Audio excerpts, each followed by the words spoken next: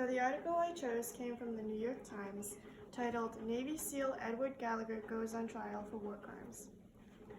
So this article is about a Navy SEAL chief called Edward Gallagher going on for trial for war crimes.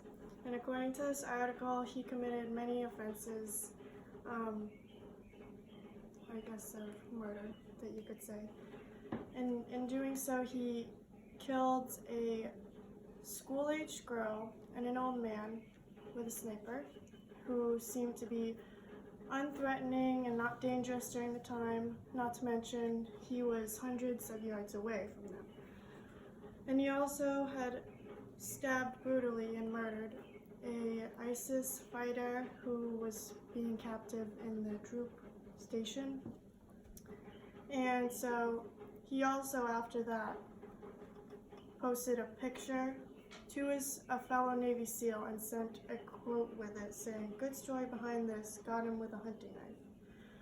And so these crimes have been noticed and reported by his fellow troop members. Unfortunately, it had only been reported a year after these crimes have been committed. So there is not a lot of evidence to it. There's no DNA, there's no crime scene. And so they only can rely really on witnesses, so-and-so, his troop members. And that's very difficult because eyewitnesses can be a weak source of evidence in trial, not to mention this trial is still going on, and he hasn't received any kind of sentence or anything yet, and he declares that he is not guilty in his statement. And so after reading this article, I think from learning who Edward Gallagher is as a person and what other people have said, quote, "A person who has proposed dangerous missions that had no clear purpose, ordered SEALs to fire rockets and machine guns at neighborhoods with no clear targets, and spent much of his time in hidden sniper perch, firing far more often than any other platoon snipers."